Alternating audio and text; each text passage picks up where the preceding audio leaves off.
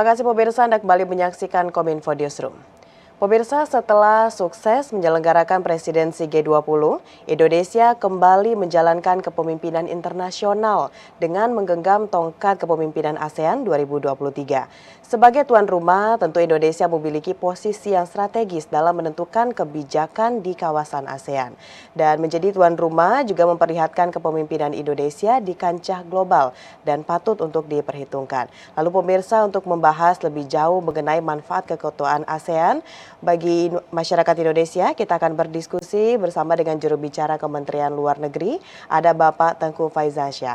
Assalamualaikum, selamat malam Bapak. Waalaikumsalam Mbak Mona, selamat malam. Salam sehat ya Pak. Insya Allah salam sehat juga. Baik, Bapak, kita akan membahas mengenai seperti apa sih manfaat dari keketuaan ASEAN 2023 ini bagi masyarakat Indonesia.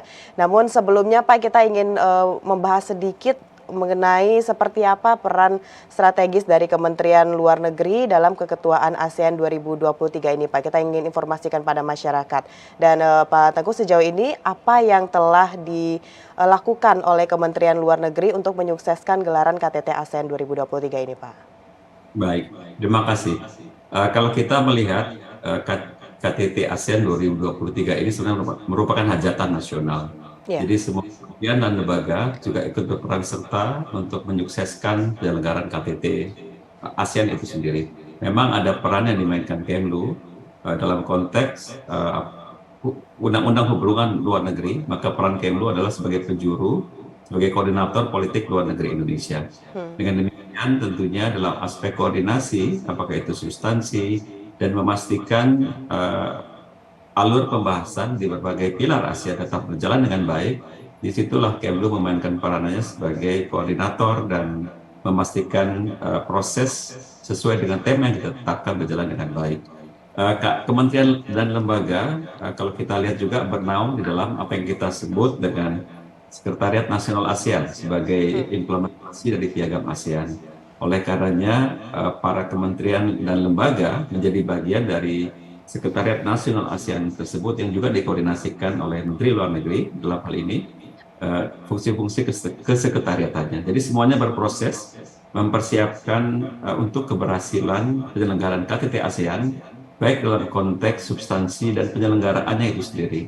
Dan disitulah sebenarnya berbagai peran yang dijalankan Kementerian Luar Negeri adalah mengorkestrasi sebagai konduktor mungkin memastikan semua KL memiliki visi yang sama berangkat dari tema yang sudah ditetapkan ASEAN Matters Epicenter of Growth. Baik, posisi atau peran yang sangat penting sekali dari Kementerian Luar Negeri ini terhadap KTT ASEAN 2023. Untuk detailnya apa saja yang telah kita lakukan dari Kementerian Luar Negeri untuk dalam pelaksanaan kekuatan dari ASEAN 2023 sejauh ini Pak? Kalau kita mengikuti ya, memang kementerian dan lembaga sudah bergerak sesuai dengan tugas mereka berdasarkan pilar ASEAN, ada 3 pilar dalam kerangka ASEAN. Masing-masing menjalankan apa yang menjadi kewenangan di dalam pilar tersebut, pilar politik dan keamanan, pilar ekonomi, dan pilar sosial budaya. Dari sisi Kementerian Luar Negeri sendiri, kita ingin memastikan semua bermuara pada tema besar yang kita sudah tetapkan, ASEAN Matter Epicentrum of Growth. Artinya berbagai aktivitas yang dilakukan oleh kementerian dan lembaga juga harus merefleksikan tema yang kita sudah tetapkan dan menjadi tujuan bersama dari Indonesia yang dijalankan oleh masing-masing kementerian dan lembaga. Sekarang mendekati penyelenggaraan KTT, kita sudah memasuki satu tahapan tersendiri dalam proses keketuaan ASEAN, di mana berbagai hasil dari pembahasan di pilar-pilar tersebut akan dibawa dan menjadi katakanlah substansi yang dilaporkan kepada kepala-kepala negara ASEAN akan berkumpul di Labuan Bajo. Disitulah nantinya kita akan memastikan selain laporan ada sesuatu output atau keluaran dari kegiatan tersebut. Disinilah teman-teman di Kemlu saat sekarang masih sibuk memastikan bahwa berbagai laporan yang siap disampaikan kepada para pemimpin negara ASEAN sudah katakanlah mendekati kesepakatan bersama. Karena dalam kerangka kerjasama ASEAN ada proses yang harus dilalui, pembahasan pada level pejabat senior, kemudian menteri, melalui juga Coordinating Council dan sebelum sampai ke kepala negara, kepala pemerintahan. Disitulah yang sedang dilakukan terus oleh teman-teman di Kementerian Luar Negeri untuk mensinkronkan semua proses, dan kita ingin memastikan bahwa pada saat KTT nanti semua dokumen yang harus dibahas dan disepakati atau mendapatkan arahan dari para pimpinan ASEAN bisa sesuai dengan skenario dan harapan yang sudah kita tetapkan. Baik, Bapak, ini Indonesia memegang tongkat keketuaan ASEAN 2023, tentu juga menjadi salah satu tempat kita untuk mempromosikan berbagai kemajuan yang ada di Indonesia. Sejauh ini Pak, seperti apa pemerintah Indonesia memanfaatkan momen tersebut untuk bisa menggaungkan berbagai kemajuan dari Indonesia di kancah ASEAN khususnya ini Pak? Betul, ini kesempatan kita ya, kesempatan kita untuk betul menampilkan Indonesia secara menyeluruh. Apakah dalam kerangka ASEAN sendiri ataupun mungkin dalam kerangka global ya. Kementerian Luar Negeri tentunya memberikan berbagai masukan ke perwakilan kita di berbagai negara untuk memanfaatkan momentum keketuaan ASEAN untuk lebih mempromosikan Indonesia. Itu dalam kerangka kita membangun citra positif Indonesia di mata dunia. Namun di sisi lain, kalau kita berbicara mengenai dampak yang bisa didapatkan dari penyelenggaraan KTT dalam konteks ekonomi dan pariwisata misalnya, dari 540 pertemuan yang akan berlangsung selama tahun 2003 ini di Indonesia, 74 pertemuan memang dilakukan di Jakarta, di Sekretariat ASEAN, selebihnya berlangsung di berbagai tempat di Indonesia, termasuk di Labuan Bajo. Artinya ini memberikan kesempatan bagi kita untuk menunjukkan bahwa pembangunan di Indonesia bersifat meluas, tidak hanya di pusat-pusat pertumbuhan di Jakarta dan sekitarnya, namun juga di berbagai kawasan pertumbuhan Indonesia lainnya. Sehingga dengan demikian upaya kita untuk mempromosikan katakanlah tempat-tempat wisata baru selain Bali bisa juga diapresiasi atau dirasakan oleh berbagai tamu yang akan datang dalam kurun waktu keketuaan kita di tahun 2023 ini. Untuk di Labuan Bajo saja misalnya, saya sudah mendengar bahwa sudah ada ribuan delegasi anggota delegasi yang siap untuk berpartisipasi dari seluruh rangkaian proses penyelenggaraan KTT di sana, dari mulai level SOM, ministers, dan juga pada level pimpinan negara-negara ASEAN. Dan tentunya berbagai media yang datang untuk melakukan liputan juga memberikan kesempatan bagi Indonesia untuk menunjukkan berbagai potensi yang kita miliki. Belum lagi kita berbicara mengenai impact atau imbal ekonomi yang dirasakan oleh masyarakat ya, yang kemudian bisa mudah-mudahan juga menggerakkan ekonomi pada level akar rumput di masyarakat. Baik, itu adalah hal yang seharusnya bisa dimanfaatkan oleh Indonesia karena kita sebagai ketua dari ASEAN tahun 2023 ini. Selanjutnya Pak, dari awal sampai akhir nanti pelaksanaan puncak acara, menurut Bapak ini apa yang bisa diberikan ASEAN untuk Indonesia atau yang bisa diambil yang baiknya bagi Indonesia dari pelaksanaan KTT ASEAN 2023 ini Pak?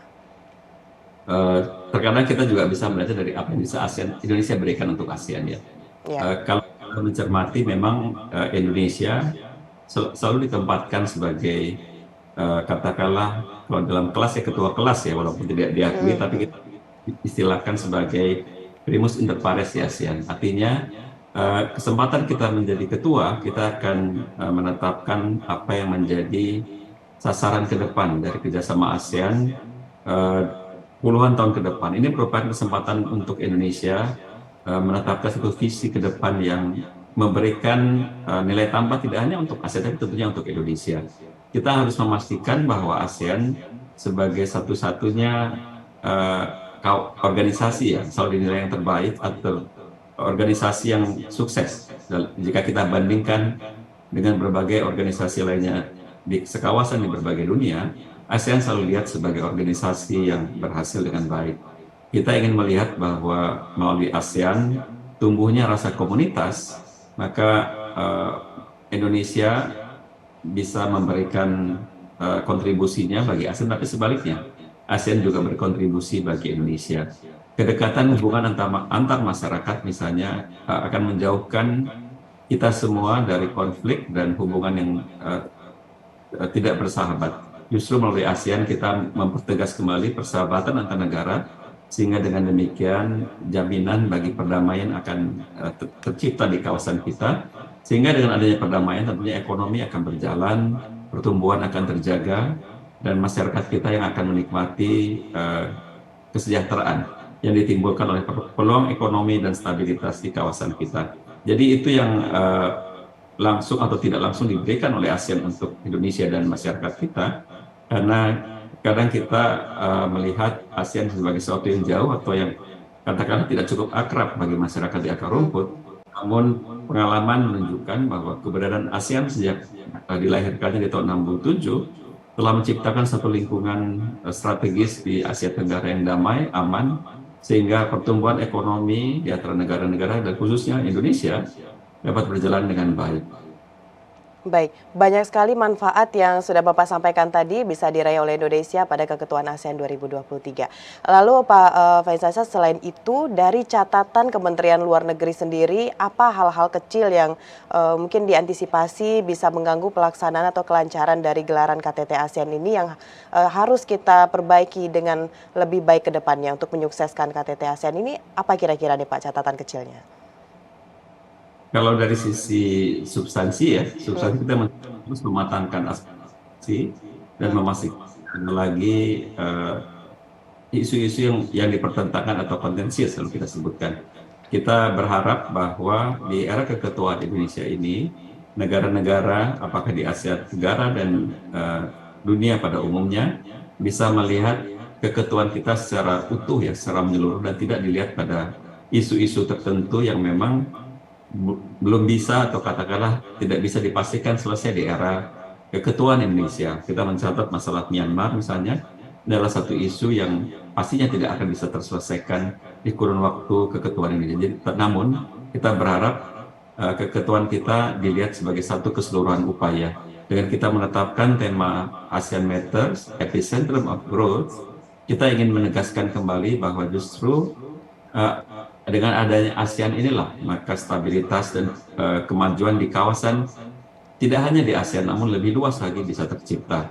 Dengan demikian ASEAN tetap memiliki relevansinya bagi Asia Tenggara sendiri ataupun mau bagi dunia. Hal-hal kecil yang memang harus kita perhatikan menyangkut persiapan penyelenggaraan, karena ini adalah pertama kalinya kita menyelenggarakan KTT di Labuan Bajo di Indonesia Timur.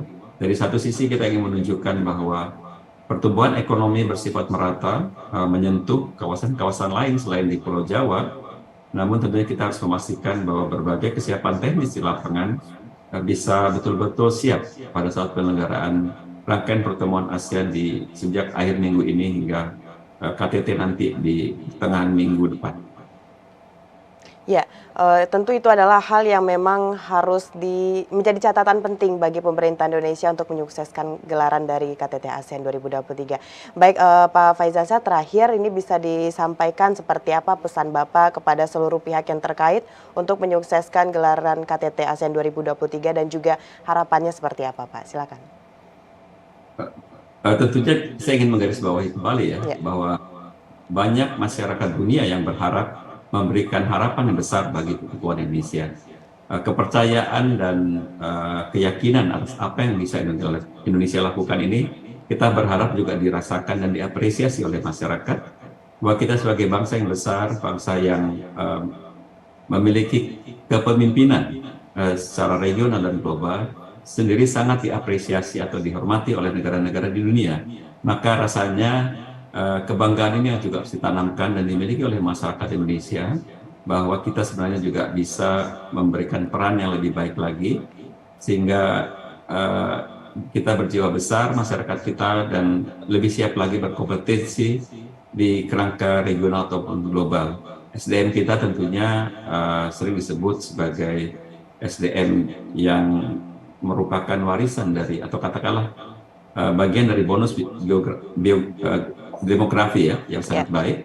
Mudah-mudahan mereka juga bisa memanfaatkan momentum ini untuk menumbuhkan rasa percaya diri dan mengisi masing-masing dari kita dengan pengetahuan dan keahlian, sehingga kita bisa bersaing dalam kerangka ASEAN dan dalam kerangka global. Ya, menjaga kepercayaan dari negara anggota ASEAN serta menyukseskan gelaran KTT ASEAN 2023 adalah tugas dari Indonesia saat ini.